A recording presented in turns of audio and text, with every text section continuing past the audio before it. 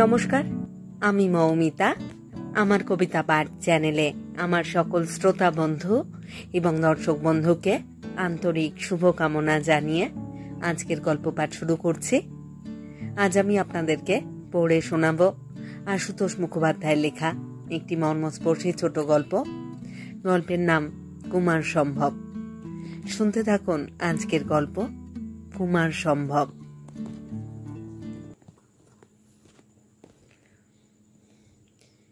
একদিন গেল, দুদিন গেল, 3 দিন গেল, 4 দিন গেল।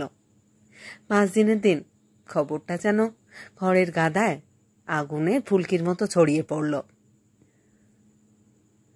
সকালে উর্মিলা খাটে পা ছড়িয়ে বসেছিল। বৃদ্ধা শাশুড়ি ঘরে ঢুকলেন প্রথম। মাথার কাপড় টেনে উর্মিলা উঠতে যাচ্ছিল। তিনি ব্যস্ত হয়ে বাধা দিলেন। থাক থাক, উঠতে হবে না, বসো। বউয়ের গা ঘেঁষে নিজেও বসলেন তিনি। মুখের কাছে মুখে না নিরীক্ষণ করে দেখলেন। ছানি কাটা চোখে আবছা দেখেন। সময় লাগলো তাই। পরে ফিসফিস করে জিজ্ঞাসা করলেন, সত্যি নাকি? হ্যাঁ, সত্যি? আশায় আগ্রহে বৃদ্ধার ঘোলাটে চোখও চকচকে দেখাচ্ছে। বউয়ের পিঠে ঘন ঘন হাত বোলাতে লাগলেন তিনি। অধীর কণ্ঠে আবার জিজ্ঞাসা করলেন, বলো না গো, বলো না বড় বৌমা, যা বললে সত্যি?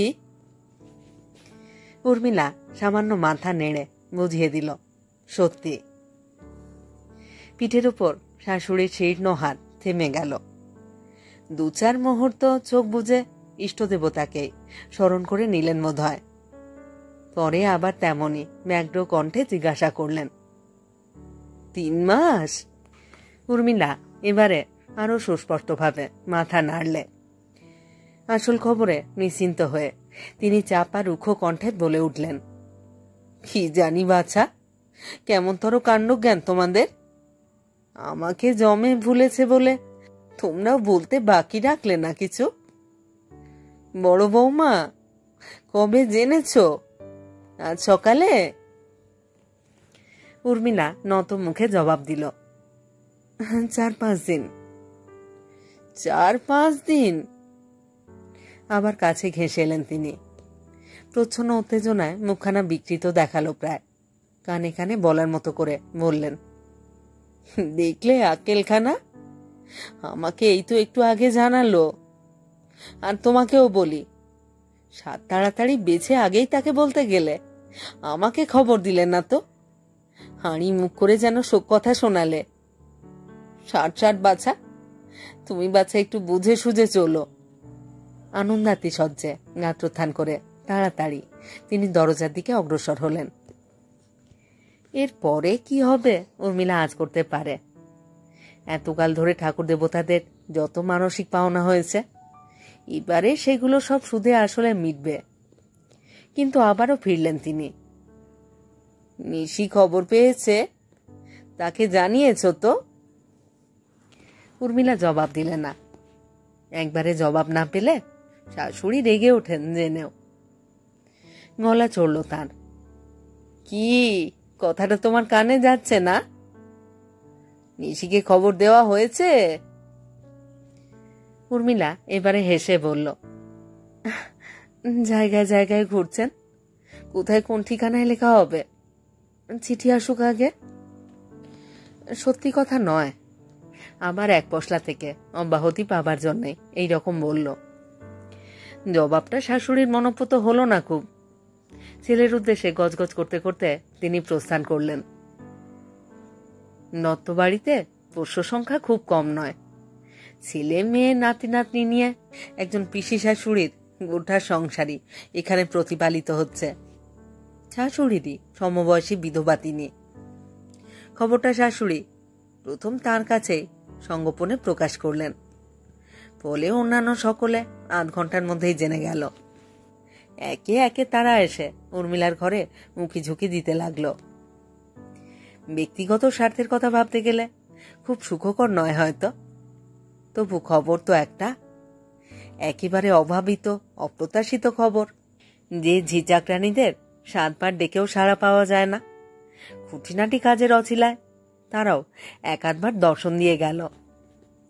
দুপুরের দিকে পাড়া প্রতিবেশিনীদের আসা যাওয়াও শুরু হলো। খবরটা তাদেরও কানে পৌঁছেছে। খবরের মতো খবর পৌঁছবে বই কি। কেউ শুধু দেখে গেল, কেউ উপদেশ দিলে, কেউ বা ঠাট্টা তামাশা করলে। শাশুড়ি মুখ মিষ্টি না করিয়ে ছাড়লেন না কাউকে। বিকেলের মধ্যে বোধ করি গোটা মহেশপুরে জানাজানি হয়ে গেল বংশধর আসছে দত্ত বাড়িতে। বংশধর দত্ত বাড়িতে? পশুপতিনাথ দত্তের বাড়িতে বংশধর? এই বিষয়ের পিছনে একটুখানি সেকেলে ধরনের ইতিহাস আছে। মহেশপুরে দত্তবাড়ির নাম ডাক পাঠক অনুমান করে নিতে পারেন, সবাই চেনে। আর এই বাড়ি সম্বন্ধে এখনো এক ধরনের আগ্রহ আছে সকলেরই মনে। মহেশপুরের মহেশ দত্ত আজ বিস্তৃত পুরুষ, কিন্তু পশুপতিনাথ দত্ত এখনো গল্পের মতোই বহু বিস্তৃত। তার রাগ, তার দাক্ষিণ্য আর তার বিলাস অপচয়, এই 3 নিয়ে তার পরিচয়। ক্রোধের আগুনে বহুজনের সর্বস্ব পুড়েছে, দাক্ষিণ্যের করুণায় বহুজনের সর্বস্ব লাভ হয়েছে, আর অপচয়ের ফাটল দিয়ে প্রাচুর্য লক্ষ্মী দ্রুত নিঃসৃত হয়েছে। কিন্তু এ বাড়িতে নতুন বংশধর আসার সম্ভাবনায় লোকের আগ্রহ এবং বিষয়ের পিছনে রোমাঞ্চকর কাহিনী আছে। এই বাড়ি বলেই সম্ভবত লোকে ভোলেনি সে কাহিনী। কোন সিদ্ধবাগ ব্রাহ্মণ পণ্ডিতের নাকি অভিশাপ আছে, নির্বংশ হবে দত্তবংশ। কেউ এর সঙ্গে ব্রাহ্মণের বিধবা কন্যাকে জড়িয়েছে। কারোর বা বিশ্বাস পরদেশীয় বিচারালয়ে ব্রাহ্মণের একটি ছেলের ফাঁসির অনুষ্ঠান সম্পন্ন হয়েছিল পশুপতিনাথের জটিল ষড়যন্ত্রে এবং বিশ্বাসঘাতকতায়। একটা অভিনব যোগাযোগও ঘটে যায়। পশুপতিনাথের হঠাৎ খেয়াল হয় বড় ছেলে আদিত্যনাথ নিঃসন্তান। বছর 10 আগে তার বিয়ে দিয়েছিলেন। অন্দরমহলে অবশ্য আড়ালে আবডালে অনেক কথা হতো, কিন্তু কর্তার ভয়ে বাইরে কেউ টু শব্দটি করত না। কারণ এই দুর্ধর্ষ মানুষটির অদ্ভুত দুর্বলতা ছিল বড় বউ শৈলবালার প্রতি। এই একজনের বেলায় স্নেহ মমতায় একেবারে অন্ধ ছিলেন তিনি।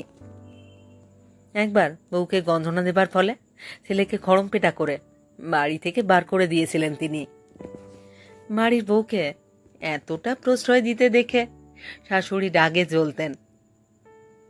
আজও সংসারে বড় বউয়ের গুরুগম্ভীর আধিপত্য দেখে সখেদে স্বর্গগত স্বামীকে টেনে আনেন তিনি। হাঁসকারা দিয়ে দিয়ে একেবারে মাথায় তুলে দিয়ে গেছে, ইত্যাদি ইত্যাদি। আজকের কথা থাক। কনিষ্ঠ নিশানাথ তখন ছোট।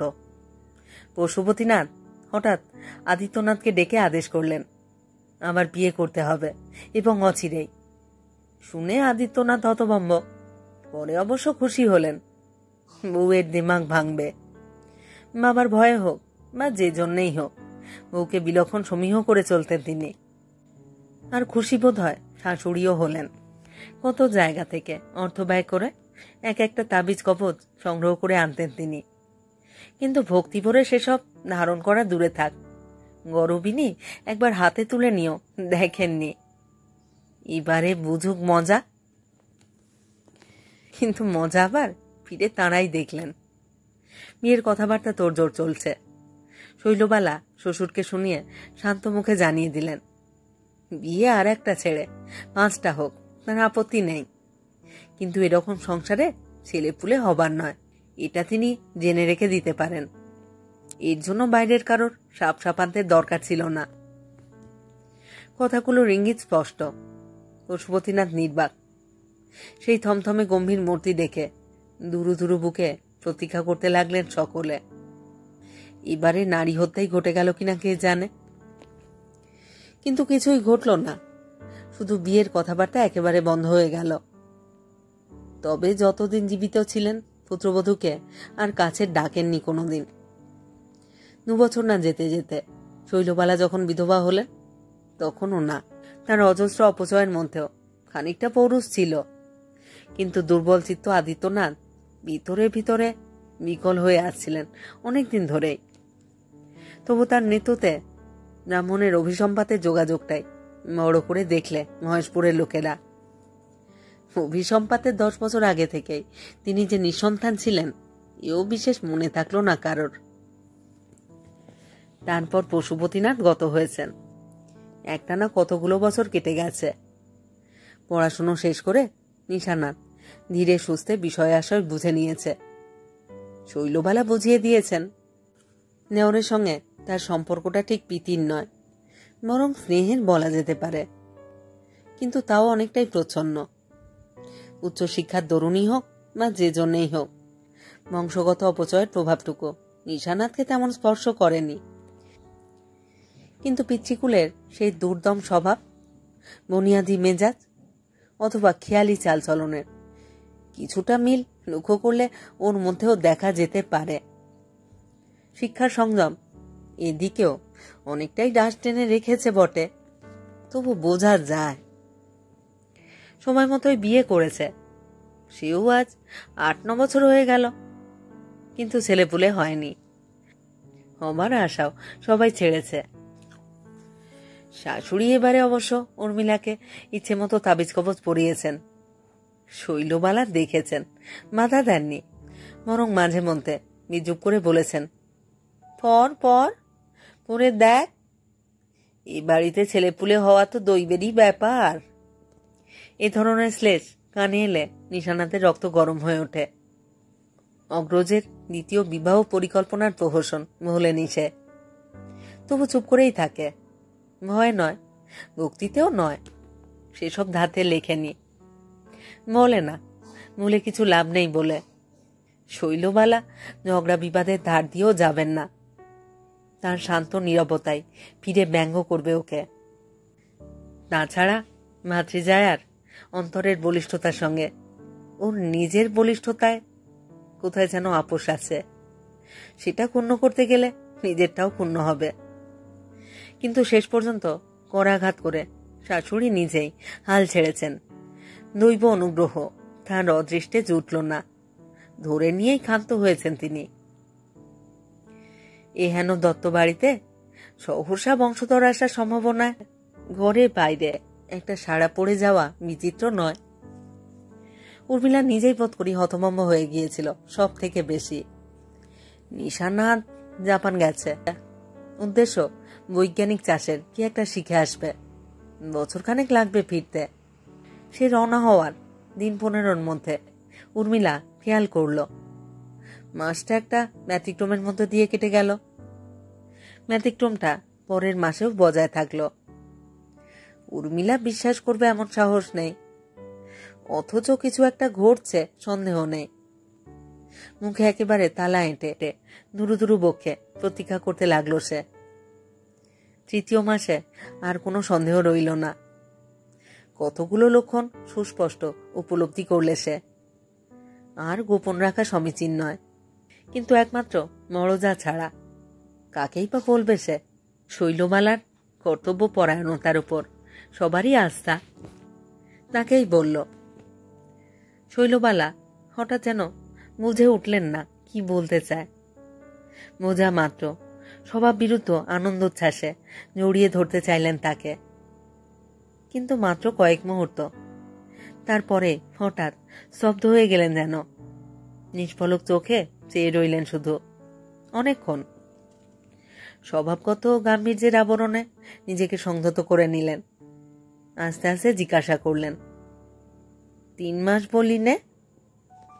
উর্মিলা এই ভাব পরিবর্তন দেখে মনে মনে অসন্তুষ্ট, গাঁড় নাড়ল।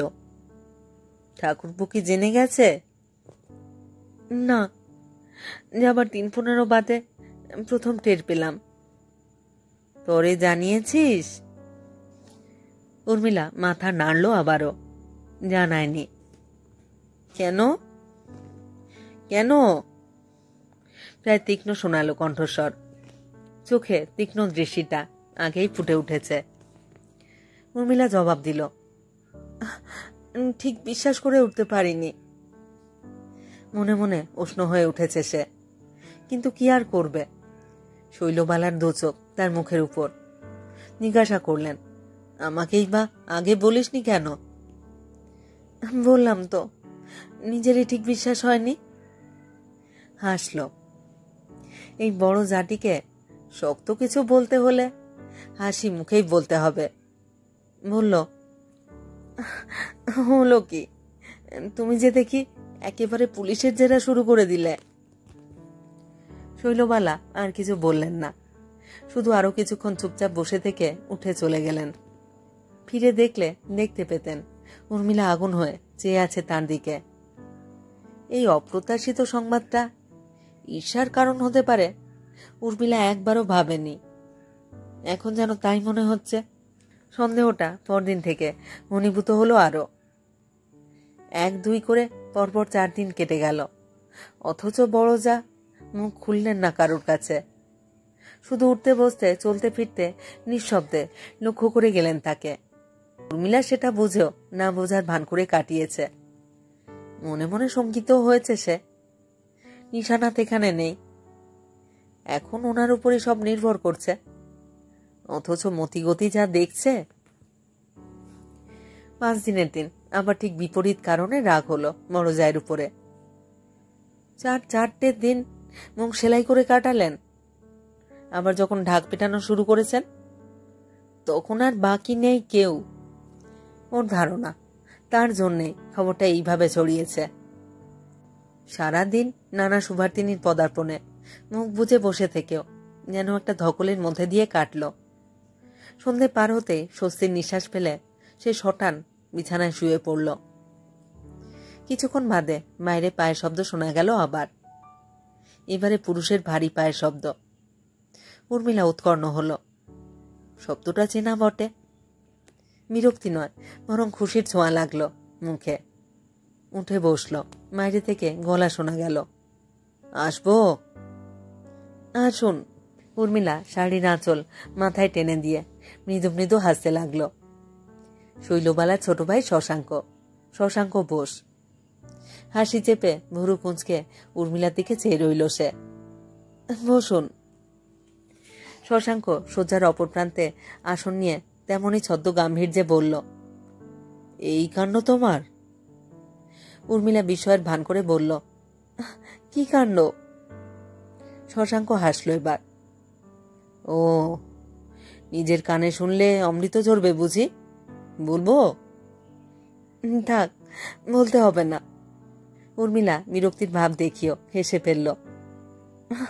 আপনি শুনলেন কোথায়? শশাঙ্ক হাসতে হাসতে জবাব দিল, শুধু আমি? আজকে না ভূত দেখো তুমি। ভাবি বংশধরের পিতামহ পশুপতি না তো স্বর্গ থেকে হোক নরক থেকে হোক ছুটে আসতে পারেন। শুভ সংবাদ সেখানেও হয়তো পৌঁছে গেছে এতক্ষণে। হঠাৎ কি মনে পড়তে হাসি থামল তার। জিজ্ঞাসা করল, রাস্কেলটা খবর জেনেছে তো? কার উদ্দেশ্যে এই মধুর সম্ভাষণ জেনেও উর্মিলা নিরীহ মুখে ফিরে জিজ্ঞাসা করলে, কোন রাস্কেলটা? তোমার রাস্কেল? আবার কোন রাস্কেল? আমার কোনো রাস্কেল নেই। স্বামী নিন্দা শুনলে রেগে যাব বলছি। শশাঙ্ক হেসে আবার জিজ্ঞাসা করল, কি জেনেছে? আপনার একযুগ দেখা নেই, খবর দেবে কে? জবাবে শশাঙ্ক একটা স্থূল ঠাট্টা করতে যাচ্ছিল, কিন্তু তার আগে শৈলবালা ঘরে প্রবেশ করলেন। একে একে দুজনের দিকেই তাকালেন। পরে ভাইকে জিজ্ঞাসা করলেন, কখন এসেছিস? এই তো। শুধু হাতে যে, মিষ্টি কই? মুখে কোনো ভাবলেশ নেই শৈলবালার। ঠান্ডা গলায় বললেন, তোকে একটা খবর পাঠাবো ভাবছিলাম, কথা আছে, শুনে যাস। যেমন এসেছিলেন তেমনই চলে গেলেন।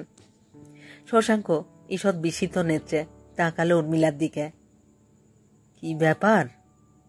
উর্মিলা ঠোঁট উল্টে দিলে, কি জানি। এই লোকটির সঙ্গে উর্মিলার হৃদ্যতা সহজ অনুমান সাপেক্ষ। হৃদ্যতা নিশানাতের সঙ্গেও আছে, কিন্তু সে এক অদ্ভুত পরস্পর বিরোধী হৃদ্যতা।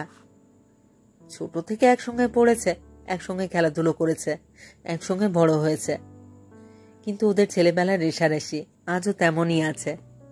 কে কাকে ব্যঙ্গ করবে, বিদ্রুপ করবে, জব্দ করবে, এই নিয়েই আছে। সোজাসুজি বাক্যালাপ পর্যন্ত বন্ধ বহু কাল ধরে। কারণটাও কম বিচিত্র নয়। একদা পাখি শিকারে বেরিয়েছিলেন নিশানাথ, সঙ্গে শশাঙ্কও আছে। কেউ কাউকে শ্লেষ না করে এক মুহূর্ত থাকতে পারে না, তবু পরস্পরের সঙ্গটা চাই। শিকার জিনিসটা শশাঙ্কর পছন্দ নয় তেমন। বন্দুক পাগিয়ে ধরে পাখির ঝাঁকের দিকে সন্তর্পণে এগোচ্ছিল নিশানাথ। শশাঙ্ক পিছনে দাঁড়িয়ে আর একটু এগিয়ে গেলেই হয়। হঠাৎ পিছন থেকে এক ঢিলে শশাঙ্ক পাখির ঝাঁক উড়িয়ে দিলে। নিশানাথ নিশানা ঘুরিয়ে দিলে। শশাঙ্ক পিছনে দাঁড়িয়ে হাসছে সেই দিকে। শশাঙ্ক ভাবলে ভয় দেখাচ্ছে। নিশানাথ ঘোড়া টিপলে হাতের বন্দুক গর্জে উঠল। গুলি শশাঙ্কর কান থেকে কোমরে ঝোলানো বিশালাকায় থলেটা বিদীর্ণ করে বেরিয়ে গেল। আস্তে আস্তে মাটিতে বসে পড়ল শশাঙ্ক। ঠোঁট দুটো কাঁপছে থরথর করে। মৃত্যু বিবর্ণ। নিশানাথ বন্দুক কাঁধে তুলে নিয়ে কাছে এসে দাঁড়ালো। চোখে যেন তখনও পাখি মারা একাগ্র দৃষ্টিটা বসে আছে। বললে, এমটা কেমন দেখে রাখো। শশাঙ্ক আর একটিও কথা না বলে বাড়ি ফিরেছে। সেদিন মর্মান্তিক দুর্ঘটনা কিছু ঘটে যাওয়া বিচিত্র ছিল না। এরপরে নিশানাথ তার বাড়ি আসতে শশাঙ্ক স্পষ্ট জানিয়ে দিল তার সঙ্গে বাকালাপ রাখতেও সে ঘৃণা বোধ করে। দেহের রক্তকণিকা আবার টকবকিয়ে উঠল নিশানাথের, কিন্তু কিছু না বলে সে ফিরে এলো। সেই থেকে মুখোমুখি কথাবার্তা বন্ধ। সময়ে ক্রোধ উপশম হয়েছে দুজনেরই। তবু শশাঙ্কের বুদ্ধির ধার বেশি, কিন্তু নিশানাথের আভিজাত্যের পৌরুষ বেশি। ঠুকাঠুকি লেগেই আছে। শৈলবালা মাঝে থাকার দরুন যোগাযোগটা বন্ধ হয়নি। নিশানাথের বিয়ের পর দেখাশোনা আরো বেড়েছে। তার বিয়েতে প্রধান উদ্যোগী কর্মকর্তা ছিল শশাঙ্ক। এর আগে অবশ্য শশাঙ্কর পিতৃশ্রাদ্ধ নিশানাথ নিজে দাঁড়িয়ে থেকে নির্বাহ করে দিয়ে এসেছিল। এখন উর্মিলা বা শৈলবালা অথবা তৃতীয় ব্যক্তি আর কেউ কাছে থাকলে পরোক্ষে পরস্পরের মধ্যে কথাবার্তা চলে।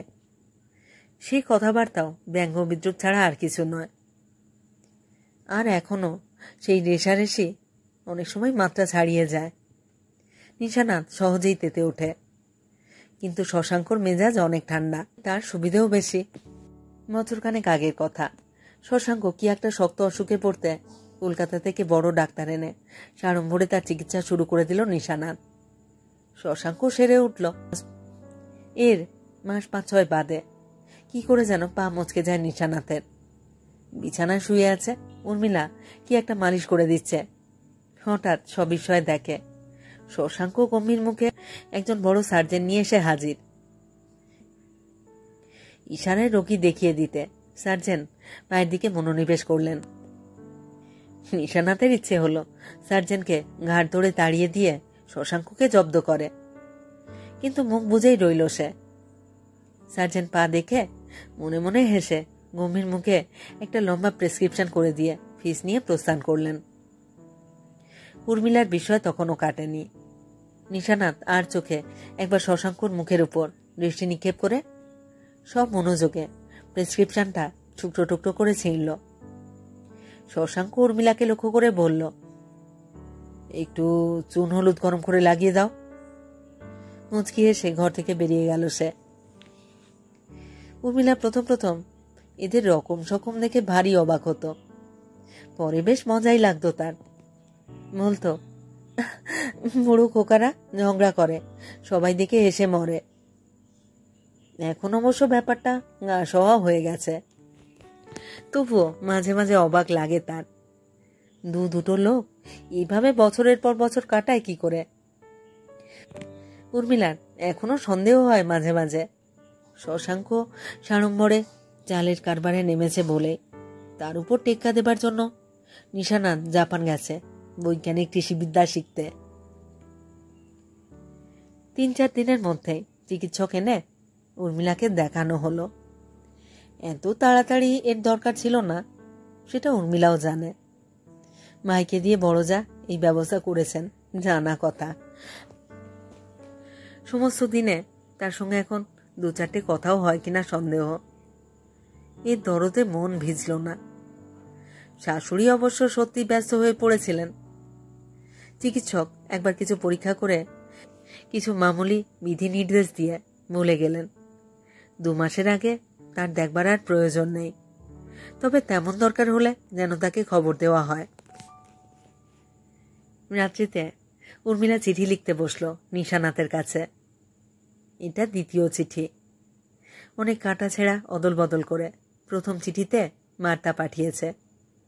লজ্জা কেটে যাওয়ায় এবারে অনেকটা সহজভাবেই লিখতে বসল, কিন্তু লেখা হয়ে উঠছে না।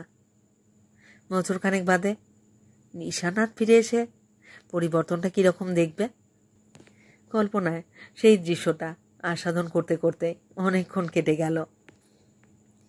নিশানাথ সন্তান চেয়েছে, মনে প্রাণে চেয়েছে, বংশের গায়ে ওরকম একটা কালি লেগে আছে বলে আরও বেশি চেয়েছে। কোনোদিন সেটা ব্যক্ত না করলেও উর্মিলা বুঝতে পারত। নিশানাথ মুখে বরং উল্টো কথাই বলতো দরকার নেই তার ছেলেপুলের, ওকে নিয়ে দিব্যি সুখে আছে এ কথা উর্মিলাও অবশ্য ভাবত মনে মনে। কিন্তু মুখ ফুটে সে নিশানাথকে একবার অনুরোধ করেছিল কলকাতায় একবার তাকে কোনো ভালো ডাক্তারের কাছে নিয়ে যেতে। শুনে নিশানাথ যেন চমকে উঠেছিল প্রথমটায়, পরে হালকাভাবেই জিজ্ঞাসা করেছে, কেন, আমাকে নিয়ে তোমার চলছে না? খুব চলছে, কিন্তু হবে নাই বা কেন? বাড়িতে কাউকে কিছু না জানিয়ে চলো না একবার যাই। নিশানাথ গম্ভীর মুখে জবাব দিয়েছে, আমরা দুজনকে নিয়ে বেশ সুখেই আছি জানতুম। এই তুচ্ছ কথার মান ভাঙাতে উর্মিলার যেন একটু বেশি সময় লেগেছিল। নিরালা রাতে স্বামীর কণ্ঠলগ্ন হয়ে স্বীকার করেছে, শাশুড়ির কথা ভেবে, বংশের কথা ভেবে তার মাঝে মাঝে ভারী ইচ্ছে করে একটি সন্তান আসুক। নইলে সত্যি এ নিয়ে তার নিজের বিশেষ কোনো খেদ নেই। আজ কিন্তু মনে হচ্ছে উর্মিলার খুব সত্যি কথা বলেনি সেদিন। মনে হচ্ছে যে আসছে সে না এলে জীবনই বৃথা। ভাবতে ভাবতে সেই রাত্রে চিঠি লেখা হলো না। 1 দিন 2 দিন করে আরো 2 মাস কেটে গেল। দেহের অস্বস্তি যেন ক্রমশই বাড়ছে, কিন্তু তার থেকে 4 গুণ বেশি অস্বস্তি মনের। ইতিমধ্যে কোথায় যেন একটা দুর্যোগ ঘটে গেছে। বিগত 2 মাসের মধ্যে ইয়ারমেলে পরপর 7খানা চিঠি লিখেছে উর্মিলা, কিন্তু নিশানাথ 1খানারও জবাব দেয়নি। শেষে তার পাঠানো হয়েছে। তারের জবাব অবশ্য এসেছে, সেও তার কাছে নয়, শৈলবালার কাছে। সংক্ষিপ্ত জবাব, সে ভালো আছে, তার জন্য কোনো চিন্তার কারণ নেই। আরও 1 মাস গেল। উর্মিলা আবারও চিঠি লিখল। চিঠিতে মাথা খুঁড়ল প্রায়। কি হয়েছে, কেমন আছো জানাও। শেষে আবার তার পাঠালো। এবারও ভাবছি যাই জবাব পেলেন, ভালো আছে। চিঠি লিখে বা তার পাঠিয়ে তাকে যেন আর বিরক্ত না করা হয়। মান অভিমান ভুলে উর্মিলা শৈলবালার কোলে মুখ গুজে ভেঙে পড়ল এবার। শৈলবালা তেমনই কঠিন, তেমনই নীরব, একটি কথাও বললেন না। উর্মিলা মুখ তুলে দেখে তার মুখ কাগজের মতো সাদা। শশাঙ্ক ডাক্তার নিয়ে এলো আবার। 3 মাস আগে সেরকম কথাই ছিল, কিন্তু উর্মিলা বিছানায় মুখ গুজে পড়ে আছে সেই থেকে। দিদি শরণাপন্ন হলো। শশাঙ্ক, কি ব্যাপার, ডাক্তার বসে আছে, ওদিকে যে উঠছেই না। রূঢ় কঠিন গলায় শৈলবালা ঝাঁঝিয়ে উঠলেন প্রায়। উঠছে না তো আমি কি করব? আর তোরই বা অত দরদ কিসের? না ওঠে তো ডাক্তারকে বিদায় করে নিজের কাজ করগে যা। শশাঙ্ক হতভম্বের মতো দাঁড়িয়ে রইল কিছুক্ষণ। নিশানাথের ব্যবহার তারও অজ্ঞাত নয়। 3 কতক আগে সে কথা শুনবার পর আক্রোশে একেবারে ফেটে পড়েছিল। চড়া গলায় কটূক্তি করেছিল, তোমাদের অত সাধের বনেদি ঘরের ছেলেদের বিশেষতই তো এই, কোথায় কার খপ্পরে গিয়ে পড়েছে দেখো। শৈলবালা সেদিনও তীক্ষ্ণ কণ্ঠে ধমকে উঠেছিলেন তাকে। তার চোখের সেই জ্বলন্ত দৃষ্টিরাজ যেন গায়ে শুনেই সম্ভবত একবারও মুখ তোলেনি। শশাঙ্ক সোজা এসে উর্মিলার ঘরে ঢুকল। বাহুতে মুখ ঢেকে শুয়ে আছে সে। ঈষৎ রুক্ষ কণ্ঠে বলল, ডাক্তার এসে বসে আছেন অনেকক্ষণ, তাকে এখানে নিয়ে আসবো নাকি ফিরে যেতে বলবো? সারা শব্দ নেই। চলে যেতে বলি তাহলে? আমারও এত সময় নেই যে একটা অপদার্থ লোকের কথা ভেবে তুমি নিজে সবকিছু মাটি করবে আর আমি বসে বসে সাধ্য সাধনা করব। উঠবে? উর্মিলা চোখের উপর থেকে হাত নামালো। মশল উঠে। ফর্সা মুখ নিঃসার, পাণ্ডুর দেখাচ্ছে। শশাঙ্ক চেয়ে রইল খানি, পরে দ্রুত নিষ্ক্রান্ত হয়ে গেল। একটু বাদে চিকিৎসক সঙ্গে করে ঘরে ফিরল আবার। শৈলবালাও এলেন। শশাঙ্ক বাইরে এসে বারান্দার রেলিংয়ে ঠেস দিয়ে দাঁড়ালো। এখনও চিকিৎসকের দেখবার বিশেষ কিছু নেই। নিয়মিত পরীক্ষা শুরু হবে মাসখানেক পর থেকে। তবে উর্মিলা শরীরের জন্য একটু উদ্বেগ প্রকাশ করে গেলেন। শরীর এ সময় খারাপ হয় বটে, তবে এ যেন একটু বেশিই খারাপ। বাড়িতে কি একটা অশান্তি চলছে, শাশুড়ি ঠিক বুঝে ওঠেন না। নিশানাথের খবর জিজ্ঞাসা করলে শৈলবালা বলেন ভালো আছে। শাশুড়ি ধরে নিয়েছেন হিংসে মুখানা অমন পাথর করে রেখেছে বড় বউ। চুপি চুপি উর্মিলাকে জিজ্ঞাসা করেন কেউ কোনো দুর্ব্যবহার করে কিনা তার সঙ্গে। উর্মিলা মাথা নাড়ে। চোখে তিনি কম দেখেন। উর্মিলা সারা গায়ে হাত বুলোতে বুলোতে বলেন ভারী রোগা হয়ে গেছে সে। নিজের হাতে 5 রকম মুখরোচক খাবারের ব্যবস্থা করেন। এছাড়া আর এক চিন্তায় ব্যতিব্যস্ত তিনি। 7 মাস শেষে পড়ল। ঘটা করে সপ্তামৃত দিতে হবে বউকে। কোনো বাড়িরেও বাদ থাকবে না, সবাইকে ডাকতে হবে। এতে বংশধর আসছে। এতে আর যাই হোক কোনো কার্পণ্য বরদাস্ত করতে পারবেন না তিনি। উর্মিলার থেকে থেকে মনে হয় সমস্ত শরীরটা কেমন যেন বিষিয়ে উঠছে। মন বিষিয়ে যাচ্ছে বলে কি কিছু ভালো লাগে না তার, কিছু না। এই সময় নাকি একটু নড়াচড়ার উপরে থাকতে হয়, কিন্তু নড়তে চড়তে বিষম কষ্ট।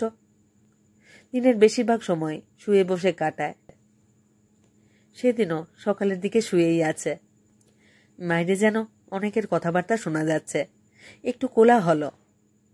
পরক্ষণে ঝি ঊর্ধ্বশ্বাসে ঘরে ঢুকে খবর দিয়ে গেল, ছোটবাবু এসেছেন গো বৌদিমণি, কর্তামায়ের সঙ্গে কথা কইছেন। উর্মিলার বুকের ভিতরটা আচমকা ধরাস করে উঠল। ধর্মর করে বিছানায় উঠে বসল সে। নিচের দিকে কেমন একটা যাতনা অনুভব করল। তাড়াতাড়ি উঠতে গেছে বলেই বোধ হয়। দরজার দিকে তাকালো। উত্তেজনায় বুক কাঁপছে ঠকঠক করে। ভারী জুতো শব্দ শোনা গেল বাইরে। ধীর পদক্ষেপে কেউ আসছে। নিশানাথ, উর্মিলার স্বামী নিশানাথ। শয্যার হাত দুই দূরে এসে দাঁড়ালো। পরস্পরের দৃষ্টি সংবদ্ধ থাকে কিছুক্ষণ। সামলে নিয়ে উর্মিলাই প্রথম কথা বলল, কিন্তু ঠোঁট দুটো কেঁপে কেঁপে উঠছে থরথর করে। কেমন আছো? নিশানাথ চেয়ে আছে তেমনই। পরে বেশ খানিকটা দূরত্ব রেখে শয্যার উপরেই বসল। চোখ দুটো একবার উর্মিলার সারা দেহে বিচরণ করে বেড়ালো, যেন বিশ্লেষণ করে দেখছে কিছু। তারপর সেই স্থির সূক্ষ্ম দৃষ্টি ওর মুখের উপর ফিরে এসে থামল। জবাব দিল, ভালো। এমন না জানিয়ে চলে এলে যে? এলাম। কেন, খুশি হওনি? এই কথাগুলোই অনুরাগ সিক্ত হলে অন্যরকম শোনাত, কিন্তু সেরকম শোনালো না। উর্মিলা নির্বোধ নয়। যে নিশানাথ বিদেশে গিয়েছিল আর যে নিশানাথ ফিরে এসেছে একই মানুষ হলেও এক যে নয়, এটা সে উপলব্ধি করতে পারল। তফাতের পরিমাণটা বুঝতে হবে, তফাতের কারণটা বুঝতে হবে। চোখের জল জোর করে ঠেলে আবার ভিতরে পাঠিয়ে দিলে সে। কাঁদবে কি, কৈফিয়ত নেবে, সে শক্ত হবে, কঠিন হবে। কথা কটা শোনা মাত্র সারা দেহে যেন জ্বালা ধরে গেল, কিন্তু তারা কিছু নেই। এতদিন তিলে তিলে জ্বলেছে, আরো 2-4 ঘন্টা সহ্য হবে। উর্মিলা দেখছে চেয়েছে। দরজার কাছে শৈলবালা এসে দাঁড়াতে ঈশানাথ খাট ছেড়ে খানিকটা এগিয়ে এলো। উর্মিলা মাথায় কাপড় দিলে। শৈলবালা ঘরে প্রবেশ করলেন। ঈশানাথ পায়ের ধুলো নিলে। তিনি মুখের দিকে চেয়ে রইলেন স্বল্পক্ষণ, পরে বললেন, যে চালের তা শিখতে গিয়ে এমন মূর্তি করে আনলে, সে চাল লোকে সহ্য হবে তো? ঈশানাথের মুখে হাসির মতো দেখা দিল একটু। জবাব দিল, কি মনে হয় সহ্য হবে না? কোনো অর্থ আছে কিনা কে জানে। শৈলবালা সহজ ভাবটা মিলিয়ে গেল। উর্মিলার দিকে তাকালেন একবার। সে নত নেত্রে বসে আছে। পরে শান্ত কণ্ঠে জিজ্ঞাসা করলেন, কতদিনের মধ্যে? একটা খবর পর্যন্ত নেই, হুট করে চলে এলে যে? ঈশানাথ নিষ্প্রিয় জবাব দিল, পাসপোর্ট পেলে আরো আগেই আসতুম। আমার খবরের জন্যে তোমরা সবাই খুব ব্যস্ত হয়ে পড়েছিলে না? না, আমরা আর এমন কি আপনার লোক। তবে মা আছেন বাড়িতে, সেটা খেয়াল রাখতে পারতে। শাশুড়ির বোধ হয় এখনো আয়ুর জোর আছে। দ্বার প্রান্তে দেখা দিলেন। তাড়াতাড়ি জবটা সেরে এলেন বোধ হয়। বললেন, ও মা, তুমি এখনো রাস্তার জামা কাপড় পর্যন্ত ছাড়িসনি? ওগুলো ছেড়ে হাত মুখ ধো, নয়তো একেবারেই চান করে আয়গে। জল টল খেয়ে ঠান্ডা হয়ে তারপর যত খুশি বসে গল্প কর।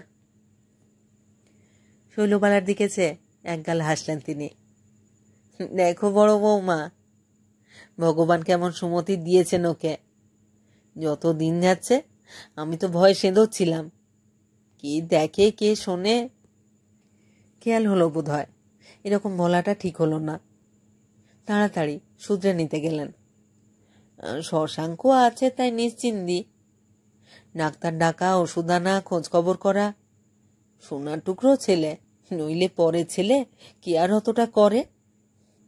ঈশানাথ বক্র কটাক্ষে উর্মিলার দিকে তাকালো একবার, পরে শৈলবালার দিকে। নিষ্প্রাণ পটের মূর্তি। ঝিয়ের মুখে কুলপুরোহিতের আগমন বার্তা শুনে বৃদ্ধা ব্যস্ত হয়ে চলে গেলেন। পরশু কাজ, তার নিঃশ্বাস ফেলবার সময় নেই। ঈশানাথ জিজ্ঞাসা করল, কি একটা উৎসবের কথা যেন বলছিলেন মা, কবে? শৈলবালা জবাব দিলেন, পরশু। পরে বললেন, টান টান যা করবে করো, আমি এদিকে দেখছি। তিনি নিষ্ক্রান্ত হয়ে গেলেন। ঈশানাথ শয্যায় বসল আবার। জামার বোতাম খুলতে খুলতে নিরাসক্ত কণ্ঠে বলল, দত্ত বাড়িতে বংশধর আসছে তাহলে? উর্মিলা নিরুত্তর অন্যদিকে চেয়ে বসে রইল। ঈশানাথ কি ভেবে হঠাৎ জিজ্ঞাসা করল, শশাঙ্ক ব্যবসা ট্যাবসা ছেড়ে দিয়েছে? উর্মিলা তাকালো তার দিকে। ছাড়বে কেন? ডাক্তার ডেকে ওষুধপত্র এনে এত খোঁজ খবর করে আর ব্যবসার সময় পায়? ওদের একজনের বিরুদ্ধে একজনের এরকম ঠেস দেওয়ার কথা শুনে শুনে অভ্যস্ত উর্মিলা আজ সংশ্লেষে পাল্টা প্রশ্ন করল, তুমি এতদিন নাকে তেল দিয়ে ঘুমোচ্ছিলে কেন? দরকার হলে সব ছেড়ে ছুড়ে সেইখানে এসে বসে থাকতে পারে সেই ভরসায়। ঈশানাথ দেখছে। উর্মিলা আবার বলল, যাও চান সেরে এসো, দিদি অপেক্ষা করছেন। ঈশানাথ হঠাৎ হাসতে হাসতে উঠে ঘর ছেড়ে চলে গেল। উর্মিলার মনে হলো মানুষটার হাসিটাও বদলেছে, তাতেও স্ত্রী নেই। বিকেলের আগে ঈশানাথের আর দেখা পাওয়া গেল না। উর্মিলা খোঁজ নিয়ে জেনেছে মায়ের মহলে আছে। বিকেলে মায়ের সঙ্গে স্বল্পক্ষণ কথাবার্তা বলে ঈশানাথ মাতৃজায়ার ঘরের পাশ কাটাতে গিয়ে থমকে দাঁড়ালো। ঘরে আর কেউ আছে, গলা স্বরে বুঝল কে। ভাবল ভিতরে ঢোকে, কিন্তু কি ভেবে চলে এলো। উর্মিলা খাটের রেলিংয়ে ঠেস দিয়ে চুপচাপ বসে আছে। ক্লান্তও লাগছে, কেমন একটা যাতনাও, কিন্তু ভিতরের বিক্ষোভ আরো বেশি। নিশানাত এলো, অদূরে একটা চেয়ার টেনে বসে হাই তুলল। উর্মিলা শান্ত মুখে জিজ্ঞাসা করল, সারা দুপুর ঘুমুলে? হ্যাঁ। এখানে ঘুম হতো না? নিশানাত জবাব দিল, না। একটু বাদে উর্মিলা আবার প্রশ্ন করল, যা শিখতে গেছিলে শেখা কি হয়ে গেছে? না। শেখার কি আর শেষ আছে? চেয়ার ছেড়ে উঠে দাঁড়ালো সে। কোথায় যাচ্ছ? ঘুরে আসি। দাঁড়াও না। উর্মিলার মুখে বিকৃত রেখা পড়ে গেল। বসো না, আমার কিছু শুনবার আছে। নিশানাত তার মুখের দিকে চেয়ে চুপ করে দাঁড়িয়ে রইল কিছুক্ষণ, পরে হালকা জবাব দিল, তাড়া কিসের? আপাতত আমি আছি এখানে। নিষ্ক্রান্ত হয়ে গেল। ইচ্ছে করে শৈলবালার ঘরের পাশ দিয়ে চলল সে, কিন্তু এবার আর কারোর কণ্ঠস্বর কানে এলো না। কি ভেবে ঘরে ঢুকল। শৈলবালা মেঝেতে একাই বসেছিলেন।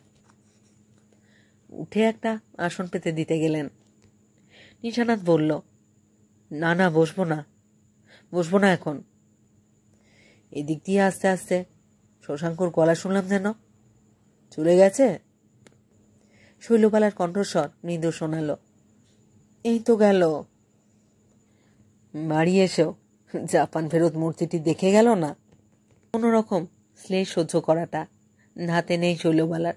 বললেন, আমি দেখা করে যেতে বলেছিলাম তাকে। বলল, গরজ থাকে তো তুমি তার বাড়ি গিয়ে দেখা করো। তারও তো সময় নেই। কিন্তু যাবার সময় তো কলকাতা পর্যন্ত এগিয়ে যেতে পারো, সময় ছিল। শৈলবালা একেবারে চুপ। শশাঙ্ক নিশানাতকে কলকাতা পর্যন্ত এগিয়ে দিতে গিয়েছিল উর্মিলা চলনদার হিসেবে। তাকে রওনা করিয়ে দিয়ে উর্মিলাকে নিয়ে মহেশপুরে ফিরেছে। সেদিন রাত্রিটাও সদরে কাটালো নিশানাত। পরদিন সকালে উর্মিলা শুনল, খুব ভোরে মহেশপুর ছেড়ে কলকাতায় চলে গেছে সে। তাকে জানায়নি কিছু, মা এবং বৌদিকে নাকি বলে গেছে। কিন্তু তারাই এসে ওকে নানাভাবে জেরা করতে লাগলেন। হঠাৎ কলকাতায় এমন কি জরুরি কাজ পড়ল, আজ বাদে কাল একটা শুভ কাজ, অথচ ছেলে এতদিন বাদে বাড়ি এসে জেনে শুনে চলে গেল। ছেলেকে অবশ্য জিজ্ঞাসা করেছেন এবং আটকাতেও চেয়েছেন, কিন্তু তার দিকে চেয়ে বেশি কিছু বলতে সাহস পাননি। উর্মিলার কাছে এসে ব্যাকুল হয়ে জিজ্ঞাসা করলেন, কি হয়েছে বলো তো বৌমা, আমার যেন কিছুই ভালো লাগছে না। উর্মিলা জবাব দেবে কি? তার বেদনা বিবর্ণ মুখ বিকৃত হয়ে উঠল শুধু। সেদিন গেল, পরদিন তাকে নিয়ে যেন কাড়াকাড়ি পড়ে গেল নিমন্ত্রিত হয়ে ওদের মধ্যে। উঠতে বসতে কষ্ট হচ্ছে, ভিতরে যাতনাটা বেড়ে চলেছে। তবু কলের মতো তাকে উঠতে বসতে হচ্ছে, কথা বলতে হচ্ছে, এমনকি একটু আধটু হাসতেও হচ্ছে। উৎসব মিটতে বিকেল গড়িয়ে এলো। শরীরের উপর দিয়ে যেন ঝড় বয়ে গেল এক প্রস্থ।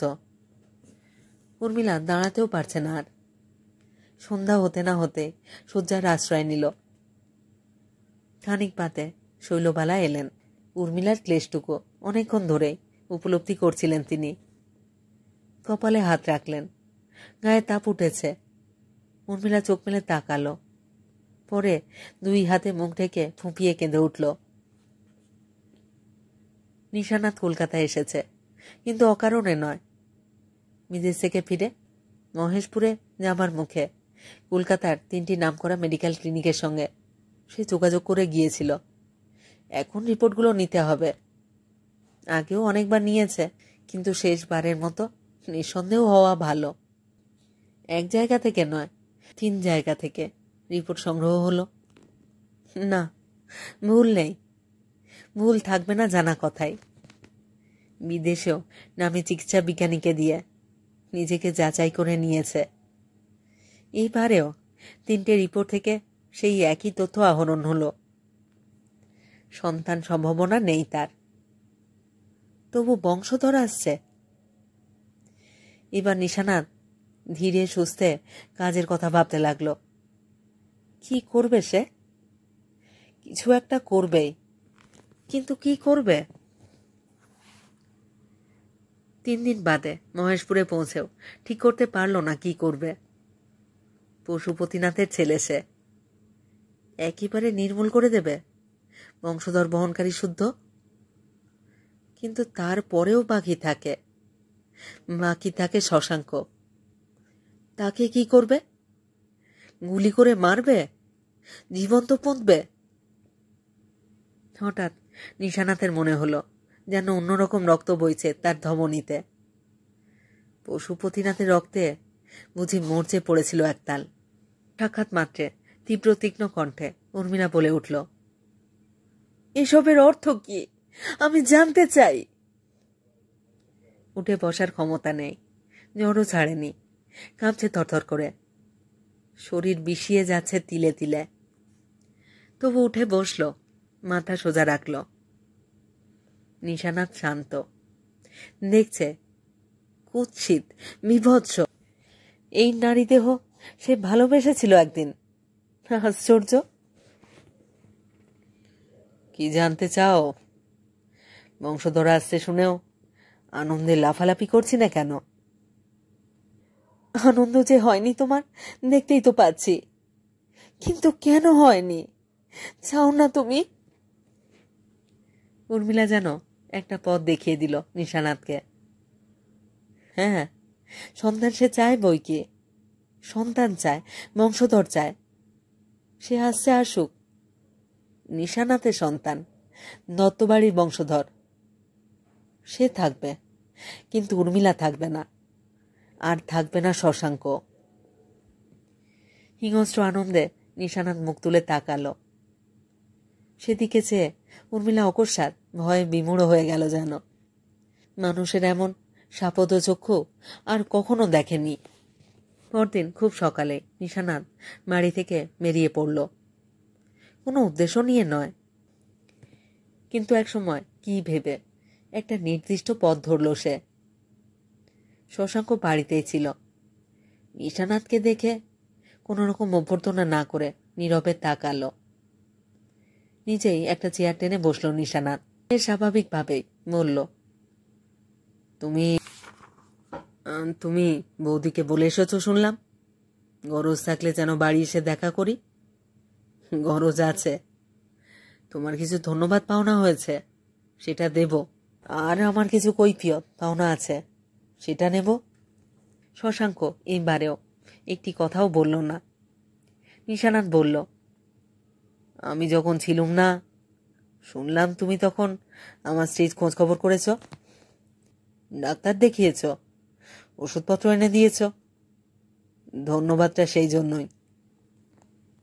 শশাঙ্কর মুখে ক্রোধের রেখা স্পষ্ট হয়ে ওঠে, তবু চুপচাপ অপেক্ষা করে সে। নিশানাথ একটু অপেক্ষা করে আবার বলল, জাপানে থাকতে তোমার একটা চিঠি পেয়েছি। স্ত্রীর প্রতি আমার কর্তব্যের ত্রুটির জন্য অভদ্র অপমানকর চিঠি লিখেছ।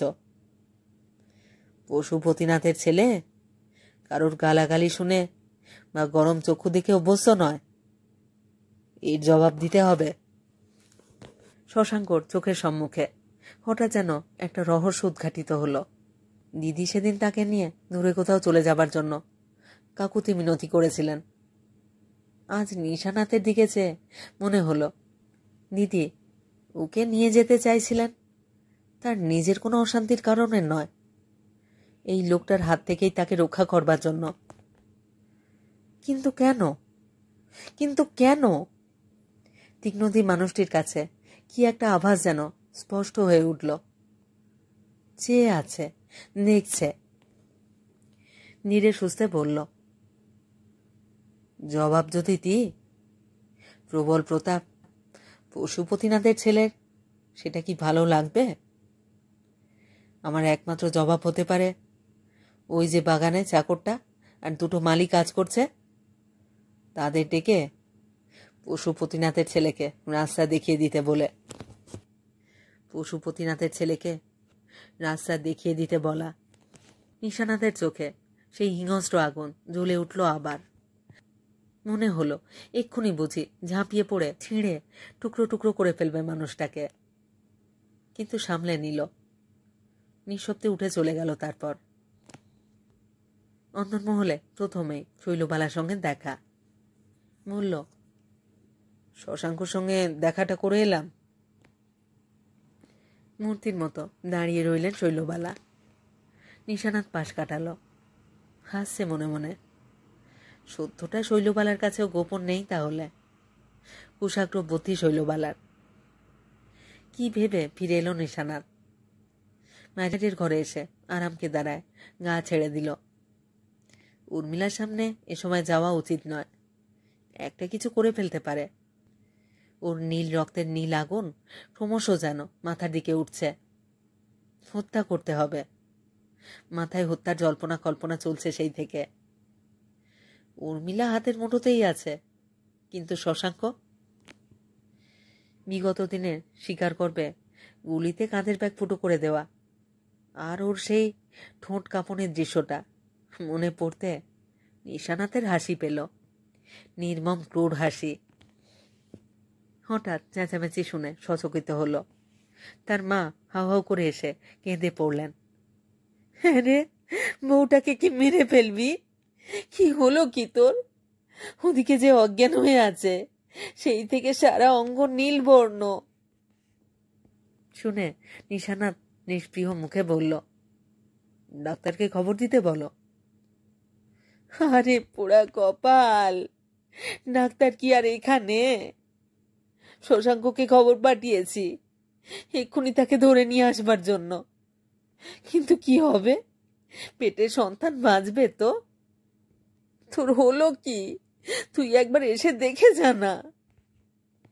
শশাঙ্ককে ডাক্তার ডেকে আনবার জন্য খবর দেওয়া হয়েছে শুনেই নিশানাথ গর্জে উঠতে যাচ্ছিল, কিন্তু পরের কথাগুলো কানে যেতেই সে তড়িৎ পৃষ্ঠের মতো উঠে দাঁড়ালো।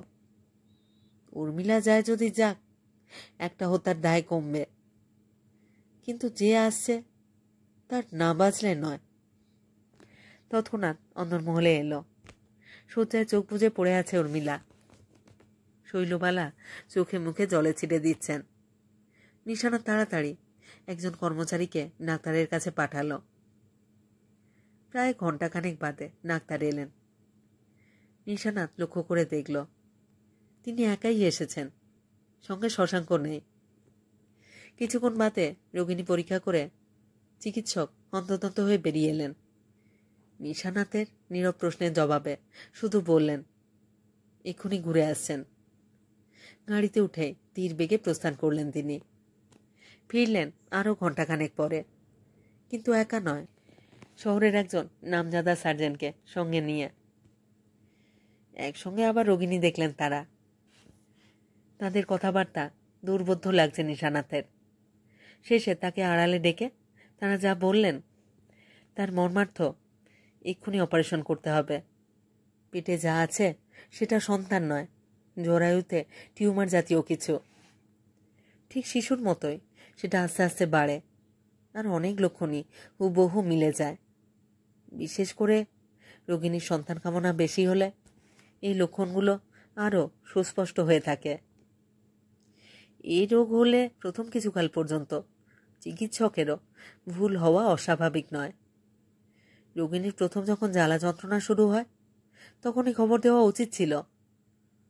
বাঁচার আশা কম, কোনো একবার চেষ্টা করে দেখা যেতে পারে। নিশানাথ কি শুনছে, কোন প্রস্তাবে ঘাড় নেড়ে সম্মতি দিচ্ছে, কিছুই হুঁশ নেই। আবার এক সময় দেখল গাড়ি বোঝাই যন্ত্রপাতি এলো। ডাক্তার ছাড়াও সহকারী এলেন দুজন নার্সও। দেখতে দেখতে তার ঘরটার ভোল বদলে গেল।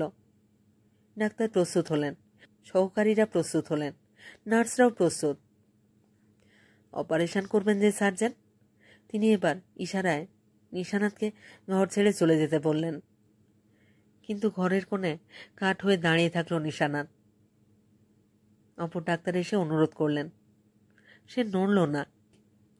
ডাক্তার সার্জেনদের কাছে গিয়ে চুপি চুপি বললেন যেন কি।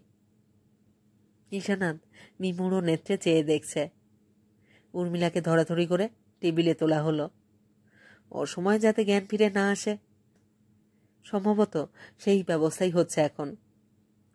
সার্জেনের হাতে একটা ঝকঝকে ছুরি ঝকমকিয়ে উঠল। তারপরে দু চোখ বুঝে ফেলল নিশানাথ। ছুরিটা সমূলে যেন তারই দেহে বিদ্ধ হল। ছুরিটা সমূলে যেন তারই দেহে বিদ্ধ হয়ে জঠরদেশ দুখানা করে চিরে দিয়ে গেল। অব্যক্ত যাতনায় চোখ মেলে তাকালো সে। টেবিলে ফিনকি দিয়ে রক্ত ছুটছে, উন্মুক্ত বিভৎস দৃশ্য। সার্জেনের আচ্ছাদনে ঢাকা মোটা মোটা হাত দুটো যেন রক্তে অবগাহন করছে। নিশানাথের গা গুলিয়ে উঠল, পা টলছে, মাথা ঘুরছে। দু হাতে মুখ চেপে ধরে কাঁপতে কাঁপতে বাইরে এসে রেলিংয়ে মাথা রাখল। অনেকক্ষণ পড়ে রইল তেমনি। মাথা তুলল আবার, কিন্তু পিছন ফিরে ঘরের দিকে তাকাবার সাহস নেই তার। এক পা দুপা করে সামনের দিকে এগোলো সে। কিছুক্ষণ, যেন বহুক্ষণ, আত্মবিস্মৃতের মতো নিশানাথ এই ঘর ও ঘর করছে। মায়ের ঘরে গেল। প্রণামের ভঙ্গিতে উপুড় হয়ে পড়ে আছেন তিনি। নিশানাথ পেরিয়ে এলো। ওকে দেখে আর একদিকে মুখ ফেরালেন। নিজের অজ্ঞাতেই সিঁড়ি ভেঙে নিচে নেমে এলো সে। উঠোনের এক পাশে শশাঙ্ক দাঁড়িয়ে। এগিয়ে গেল, কাছে, আরো কাছে, খুব কাছে, একেবারে তার বুকের কাছে।